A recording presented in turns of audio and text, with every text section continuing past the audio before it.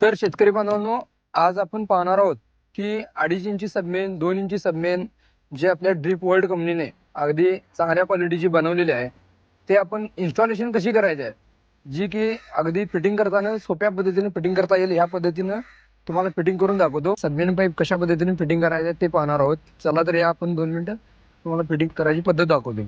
हा आहे पंच. या पंचनं आपण जिथे पाईप फोल्ड झालेली असते या इथं आपल्याला या पद्धतीने पंच करायचा आहे. पंच करून अशा पद्धतीने होल पाडून यामध्ये आपल्याला 20 mm, 16 mm किंवा 25 mm चा ग्रोमेट बसवायचा आहे. यामध्ये आपण कॉक असू दे किंवा टेकअप असू दे या पद्धतीने फिटिंग करायचं आहे. या पद्धतीने फिटिंग करून यावरती आपण गॅटर बसवू शकतो.